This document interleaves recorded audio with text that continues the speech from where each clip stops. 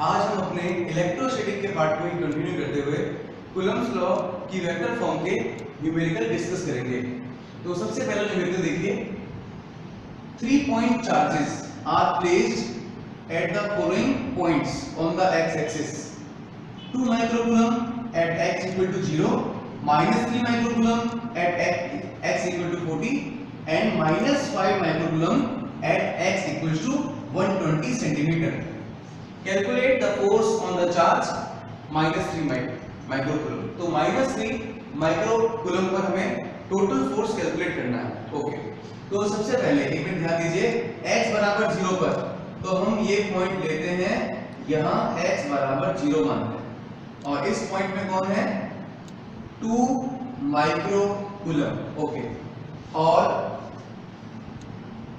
-3 microcoulomb है 40 पर, तो यहां से 40 डिस्टेंस पर ये x equals to 40 centimetre. This is x1, x0, x1 और यहां पर है -3 माइक्रोकूलम और x इक्वल्स टू 120 पर, तो ये डिस्टेंस है x2 इक्वल्स टू 120 सेंटीमीटर और इस पोजीशन पर है चार्ज -5 माइक्रोकूलम। हमें जो फोर्स कैलकुलेट करना है वो -3 माइक्रोकूलम पर करना है। ये है +2 माइक्रोकूलम, ये -3 पे कैसे फोर्स लगाएगा, +2 -3 को अपनी तरफ अट्रैक्ट करेगा, तो +2 जो फोर्स लगा रहा है वो F1 है और उसकी डायरेक्शन है इस साइड। ये जो फोर्स लगा रहा है इसको अट्रैक्ट कर रहा है। ओके, अब -5 -3 पे कितना फोर्स लगाएगा, -5 -3 को रिपेल करेगा, तो इसकी डायरेक्शन क्या होगी, इसकी डायरेक्शन भी यही F2। सबसे पहले हमें ये बात पता लगी कि F1 वेक्टर और F2 वेक्टर दोनों की डायरेक्शन सेम है, तो टोटल फोर्स कितना होगा, तो टोटल फोर्स की हमें डायरेक्शन पता लग गई है। Total force F vector is equal to F vector F1 vector plus F2 vector. तो टोटल फोर्स इस डायरेक्शन में लग रहा है, ये हमें बात क्लियर हो गई है। अब इस फोर्स का हमें क्या निकालना है, मैग्नीट्यूड। तो मैग्नीट्यूड क्लियर कर देते हैं। ओके, मैग्नीट्यूड, और मैग्नीट्यूड के लिए हमारे पास फॉर्मूला है K Q1 Q2 by R square। K की वैल्यू फॉर एयर और वैक्यूम 9 × 10⁻⁹। Q1 कितना है इसके लिए, 2 माइक्रोकूलम, माइक्रो मींस -6, और Q2 कितना है, Q2 को केवल मैग्नीट्यूड लेंगे, 3 × 10⁻⁻⁶। ओके, अब इस चार्ज की और इस चार्ज के बीच की डिस्टेंस कितना, 40 सेंटीमीटर। इस 40 सेंटीमीटर को हम कन्वर्ट करेंगे मीटर में, तो बनेगा 0.4, 40/100 0.4 और स्क्वायर। ओके, इसके बाद 9 मल्टीप्लाई 10⁻⁹, -6 और -6 -12, -12 और +9 कितना हो गया, -3 मल्टीप्लाई बाय 2, 0.4 और 0.4 कितना हो गया, 0.16। ओके, तो this is the magnitude of F1। Next, magnitude of F2। F2 के लिए दो चार्जेस कौन से हैं, 3 माइक्रोकूलम और 5 माइक्रोकूलम। 3 माइक्रोकूलम होगा 9 × 10⁻⁹ मल्टीप्लाई 3 × 10⁻⁻⁶। Q2 कितना है, 5 × 10⁻⁻⁶। इस चार्ज की और इस चार्ज के बीच की डिस्टेंस चेक कीजिए, कितना है, 0 80 सेंटीमीटर है। 40 और 120 के बीच की डिस्टेंस 80 सेंटीमीटर है। इसे मीटर में कन्वर्ट कीजिए, 0.8 और ये स्क्वायर। ओके, तो इसे सॉल्व करने पर F2 इक्वल्स टू 9 × 10⁻⁹, 9 मल्टीप्लाई 3 -12 और +9, ये है -3 और अपॉन 0.64। ओके, इसे सॉल्व करेंगे, इसे सॉल्व करेंगे तो F1 हमारे पास आएगा 0.3375, 0.3375 Newton, and F2 is 0.211 Newton, 0.211 Newton. Okay, तो टोटल फोर्स कितना होगा? टोटल फोर्स के लिए हम इन दोनों फोर्सेस को ऐड कर देंगे। इस 0.3375 प्लस 0.211। ओके,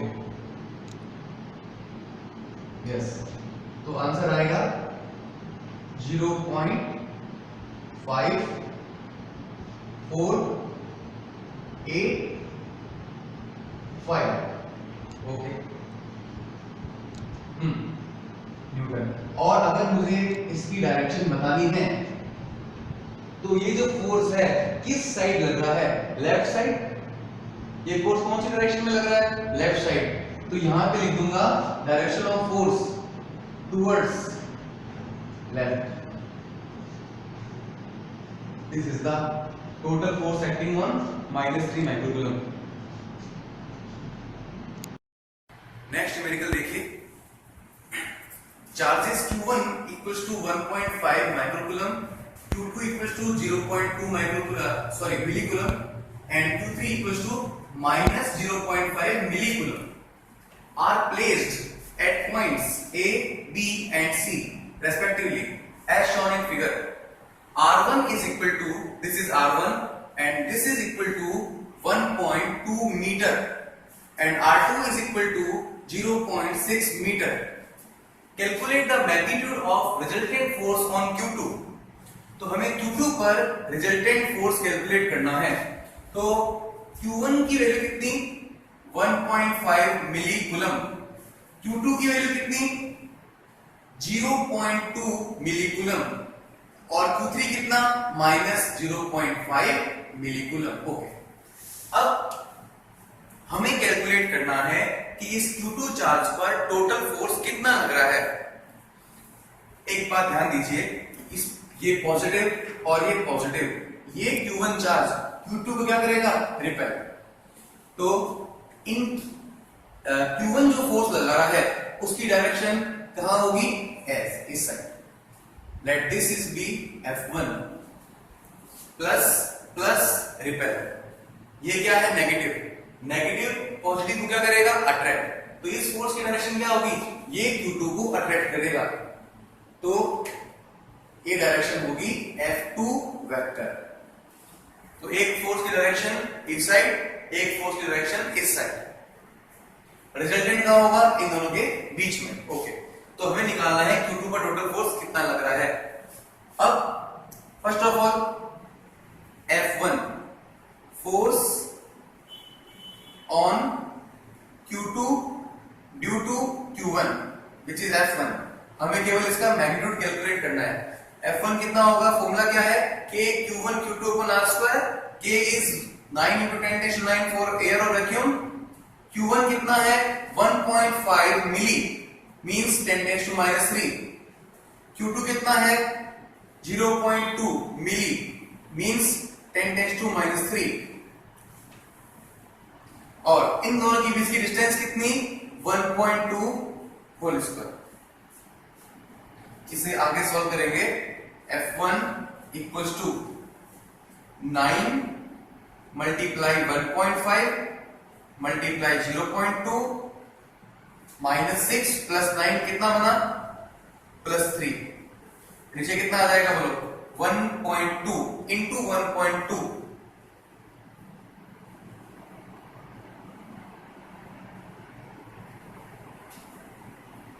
1.44 कितना आ जाएगा?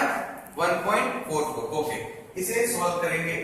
इसे सॉल्व करने पर हमारे पास जो आंसर आएगा वो होगा 1.875 इंटू 10⁻³ न्यूटन। ओके, अगर इसके वेक्टर में लिखना है तो हमें इसकी डायरेक्शन बतानी पड़ेगी। डायरेक्शन बतानी पड़ेगी, यस, along AB, A से B। तो हम लिख देंगे direction of force is along AB। Okay, next अब देखते हैं Q3 Q2 पर कितना फोर्स लगाता है और उसका कि हमें पता है ये अट्रैक्शन फोर्स है, लेकिन हमें क्या लेना है केवल अभी इसका मैग्नीट्यूड। ध्यान दीजिए F2 equals to 9 multiply 10⁻⁹ Q1 is 0.5 milli means -3, Q2 is 0.2 milli 10⁻⁻3. Okay, the distance between both is 0.6 का whole square.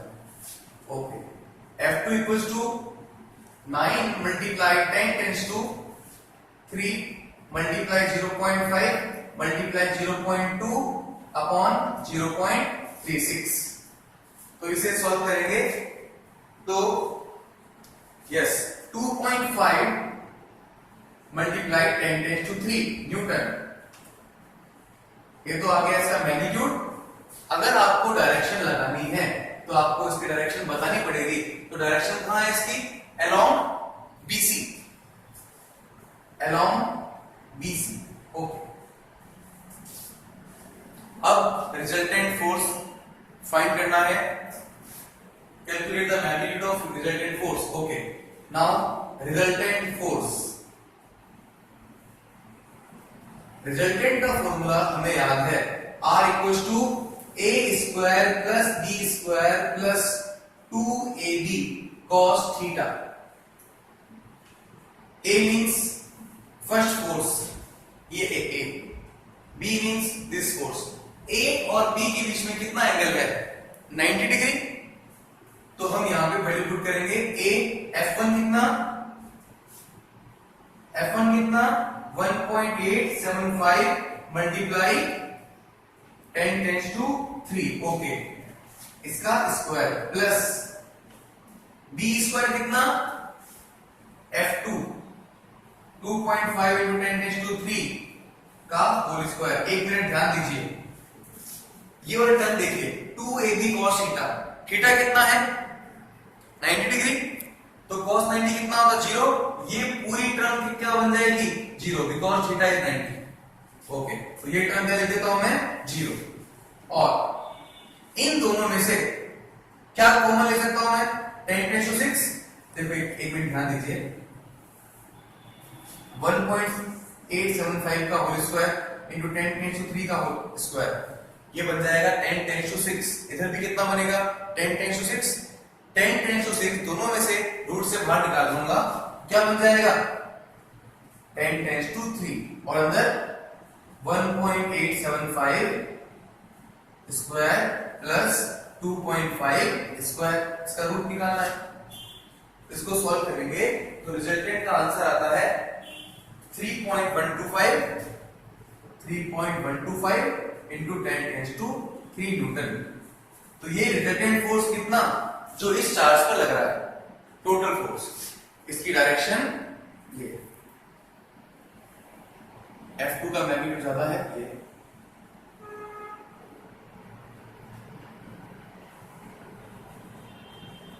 Parallelogram vector addition, इसकी पैरेलल लाइन, इसकी parallel line, parallelogram vector addition से हमने रिजल्टेंट की क्या निकाल ली? Direction of resultant force. Next numerical देखिए, two equal positive charges each of 2 microcoulomb interact with a third positive charge of 3 microcoulomb situated as shown in figure. Find the magnitude and direction of the force experienced by the charge of 3 microcoulomb. Okay, ये दो charges हैं 2 microcoulomb और 2 microcoulomb.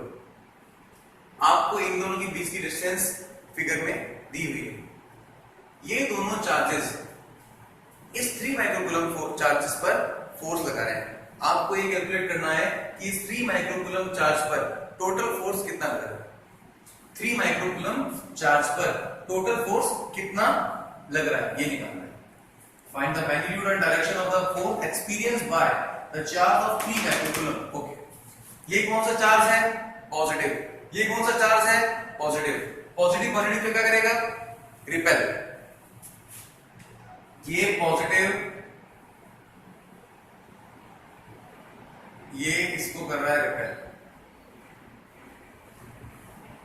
Direction of force is this is F1 vector, और ये force ये 2 microcoulomb इस 3 microcoulomb को क्या कर रहा है, रिपेल। आप कहोगे सर देखो 2 माइक्रोकूलम ही से क्यों फोर्स लगा रहा है, 3 माइक्रोकूलम भी तो लगाएगा, हाँ लगाएगा, लेकिन हमें क्या फाइंड करना है कि 3 माइक्रोकूलम पर टोटल फोर्स कितना लग रहा है।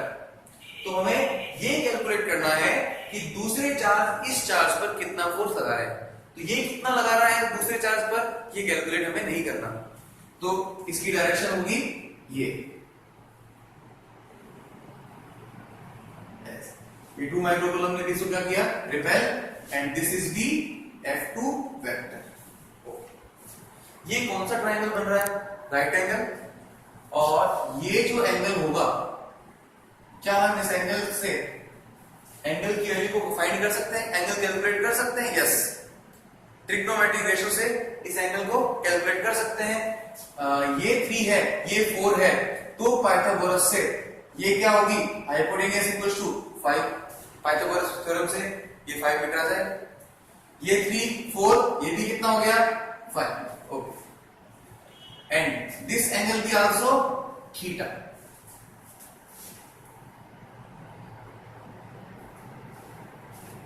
अगर ये एंगल थीटा है तो इक्वल एंड अपोजिट ये एंगल भी क्या हो जाएगा, थीटा, ये angle theta, equal and opposite ये एंगल भी क्या हो जाएगा, थीटा।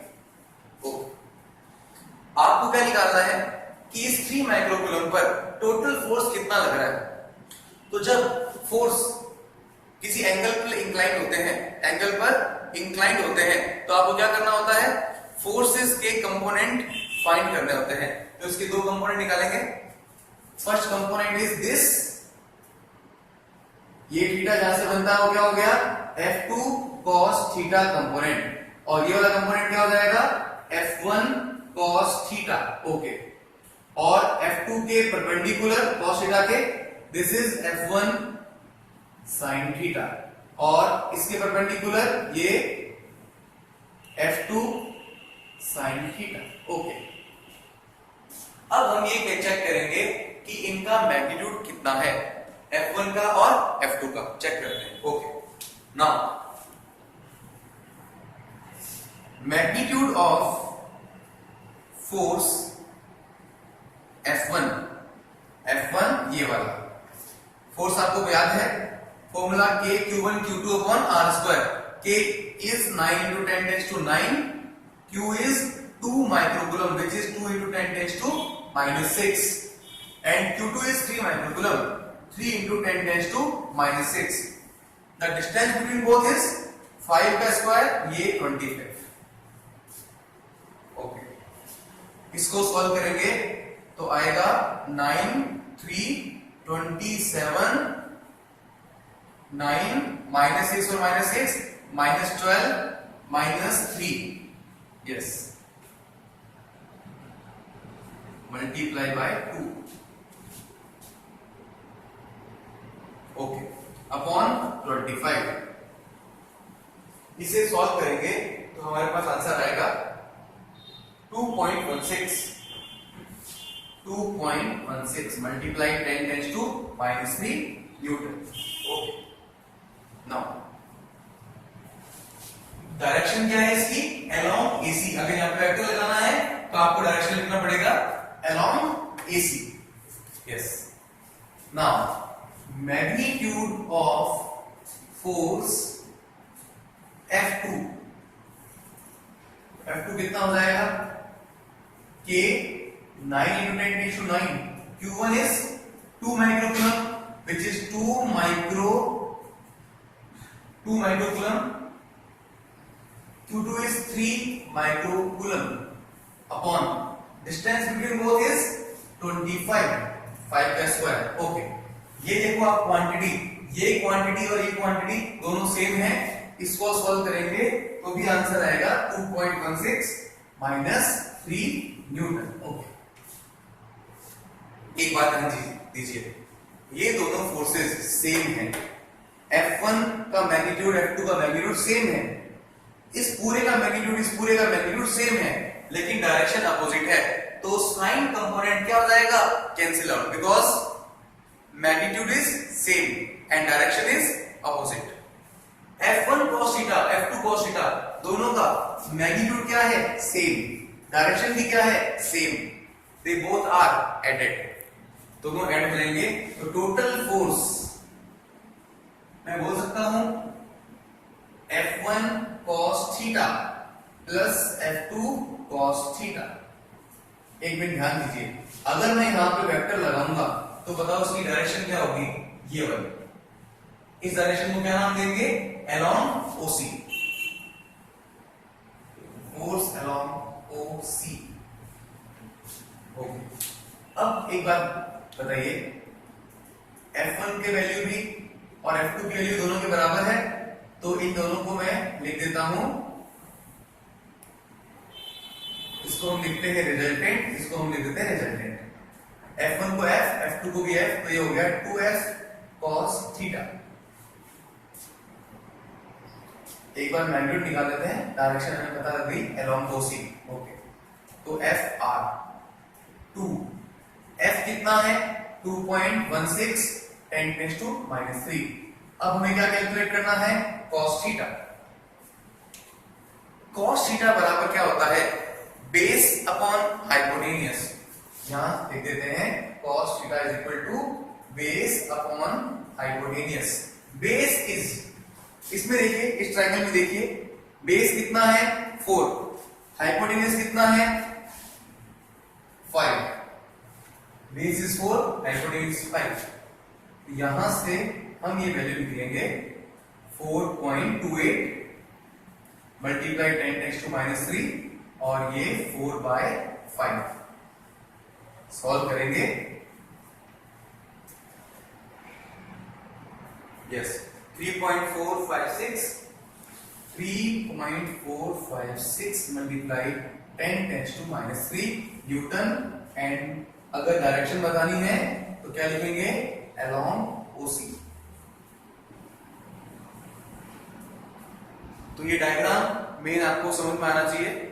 उसके बाद जस्ट मैग्नीट्यूड और ये स्टेप इंपॉर्टेंट है। नेक्स्ट मेथड देखिए, NCERT। Consider 3 charges Q1, Q2, Q3 each equal to Q at the vertex of an equilateral triangle of side L.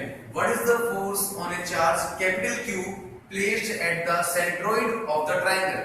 Okay, तो सबसे पहले इक्विलेटरल ट्रायंगल बनाते हैं।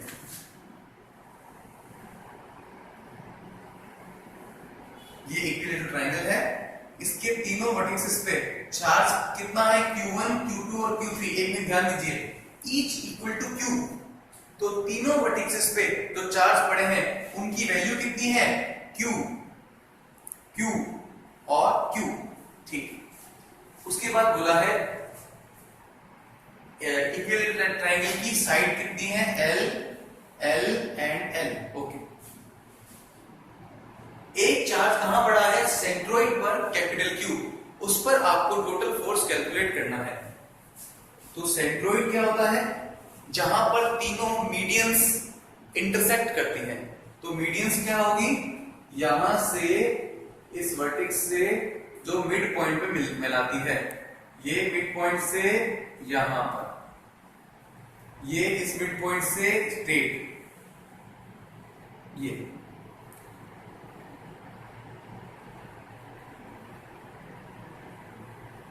ओके। तो तीनों मीडियंस जहां इंटरसेक्ट किया वो क्या हुआ? वहां पे चार्ज पड़ा है कैपिटल Q। तो हम इसको नेमिंग करते हैं, this is A, B, C, okay, and this is B, O। ये पॉइंट O है। एक मिनट ध्यान दीजिए, ये जो पॉइंट है इसमें एक रिलेशन होता है कि यहां से लेकर अगर ये लेंथ, जो भी ये लेंथ है, ये जो लेंथ होगी वो AO, वो 2/3, अगर हम इसे भी एक नाम देते हैं, let this is be P Q R। AP एक रिलेशन होता है, ध्यान दीजिए, 3/2 AP। AP का 3/2 पार्ट, 2/3 पार्ट, सॉरी, AP का 2/3 पार्ट किसके बराबर होगा? AO के बराबर होगा। वैसे ही इसका 2/3 पार्ट BO के बराबर होगा, ये EO। तो ये जो डिस्टेंस होती है इक्विलेटरल ट्रायंगल में, BO ये वाली और ये वाली, ये तीनों क्या होंगी? इक्वल होंगी। तीनों क्या होंगी? इक्वल। वापस है, this is AO which is equal to CO which is equal to BO, और इनको मैं नाम दे देता हूं R। इस डिस्टेंस को नाम क्या दिया? R। ओके, हमें ये फाइंड करना है कि इस पर टोटल फोर्स कितना लग रहा है। सेंट्रोइड पे जो चार्ज पड़ा है Q पर टोटल फोर्स कितना लग रहा है। ठीक है, प्लस Q ने क्या किया? इसे रिपेल किया। इसकी डायरेक्शन कहां थी? ये डायरेक्शन कहां रिपेल किया? ये इधर। This is F1 vector. इसने Q ने इसे रिपेल कहां किया? इधर।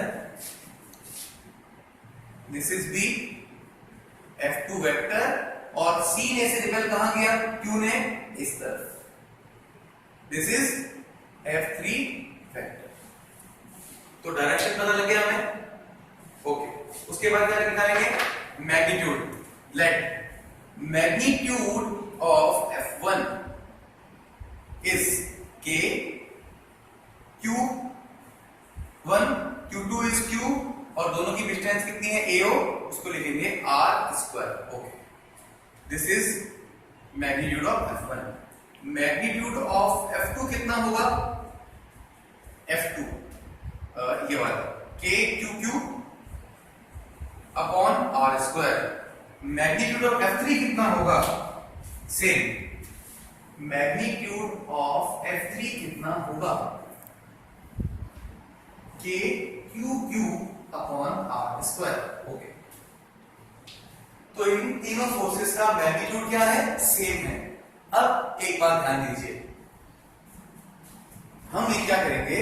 ये फोर्स की डायरेक्शन इधर, इसका मैग्नीट्यूड किसके बराबर? F के बराबर। इसकी डायरेक्शन इधर, मैग्नीट्यूड किसके बराबर? F के बराबर। इन दोनों का रिजल्टेंट कहां होगा? उसकी डायरेक्शन निकाल लेते हैं। तो इसकी ये एंगल कितना बना रहा है ये चेक करेंगे। ये इक्विलेटरल ट्रायंगल में पूरा एंगल कितना होगा? 60। ये एंगल 60 है। ये एंगल कितना होगा? 30। ये पूरा एंगल कितना है? बोलो 60। ये कितना होगा? 30। ट्रायंगल के टोटल एंगल कितना होता है? 180 डिग्री। 180 में से 60 गया, कितना बचा? ये एंगल कितना हुआ? 120। अपोजिट एंगल भी कितना हो जाएगा? 120।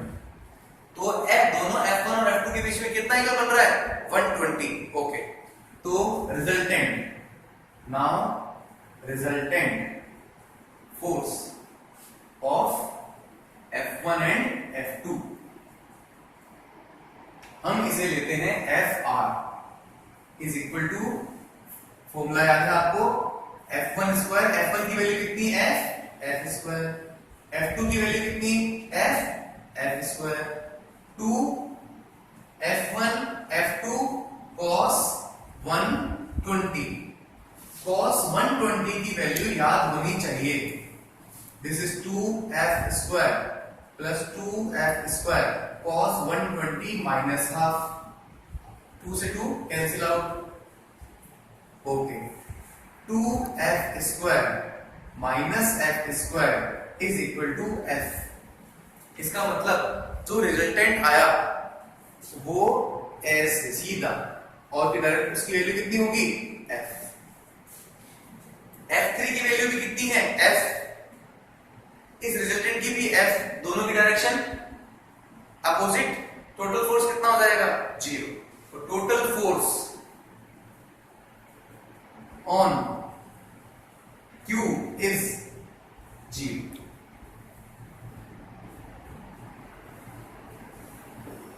एक मिनट आपके ध्यान लीजिए, पहले ये फोर्स निकाला, ये फोर्स निकाला, इन दोनों का रिजल्टेंट निकाला, ये आया। इसका मैग्नीट्यूड F था, इसका मैग्नीट्यूड भी F है। Direction opposite, magnitude same. Total force कितना? 0।